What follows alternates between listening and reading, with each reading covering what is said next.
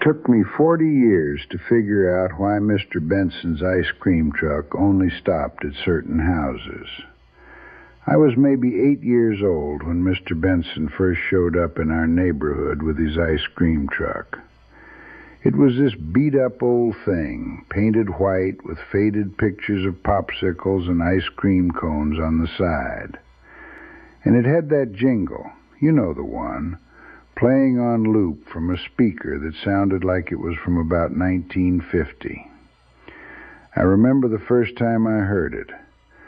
I came running out of the house like I'd just been shot out of a cannon. An ice cream truck in our neighborhood. This was the most exciting thing that had ever happened to me. I had a quarter. I was rich. I could buy anything.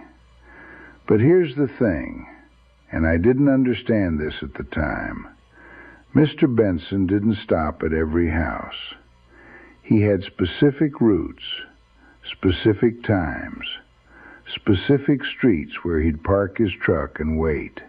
My house was on one of his routes, so I always got ice cream.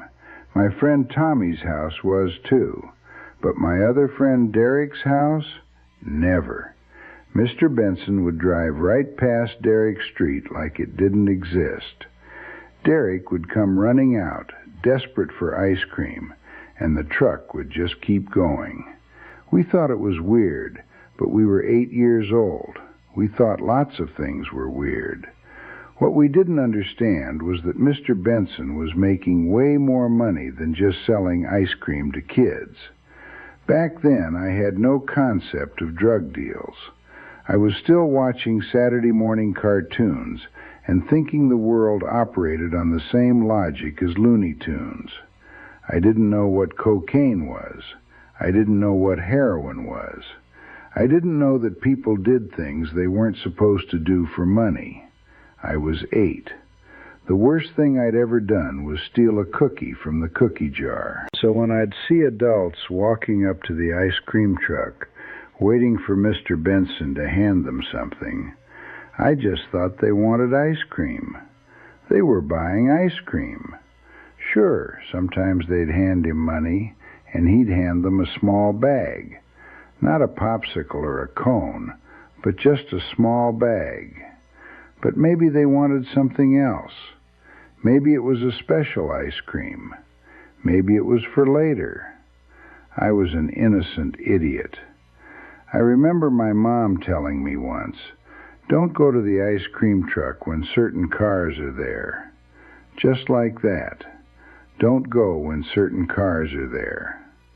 I asked her why, and she said, "Just don't. Trust me." So I learned which cars to avoid. There was this one blue sedan that would always show up around 6 p.m., and my mom would say, "Not today," and I'd have to go back inside without ice cream. Now I understand. That blue sedan belonged to a drug dealer, or maybe someone buying drugs. Either way, my mom didn't want me anywhere near it. The neighborhood parents all knew what was happening. They had to. But this was the 70s. Nobody reported anything. Nobody called the cops.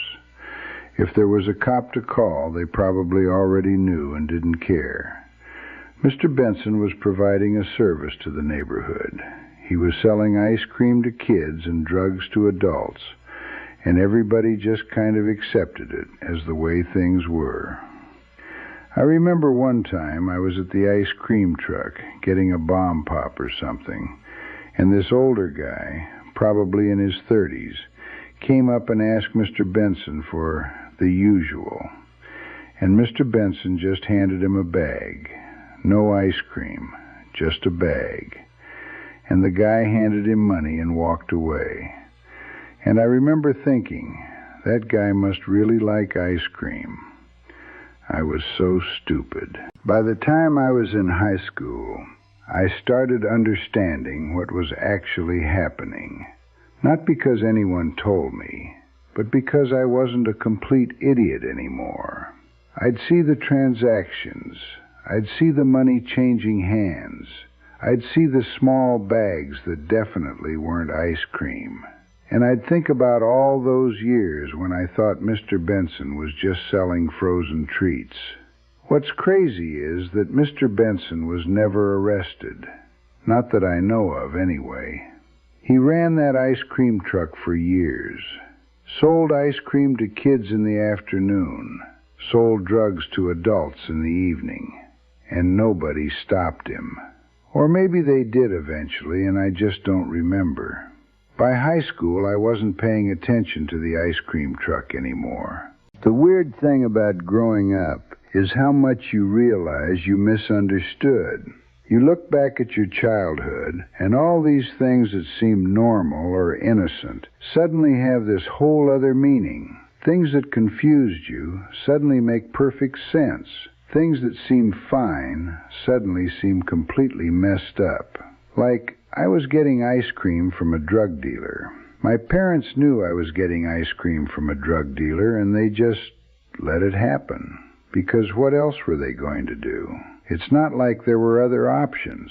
It's not like you could order ice cream on your phone.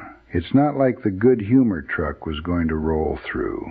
This was just the ice cream truck in the neighborhood. And yes, it was run by a criminal. But you had to work with what you had. I think about what that would be like now. If the ice cream truck in your neighborhood was also a front for dealing drugs, and you knew it, and you still let your kid go get ice cream from it, people would call you a bad parent. You'd probably get your kids taken away. But back then it was just Tuesday. Just another part of life.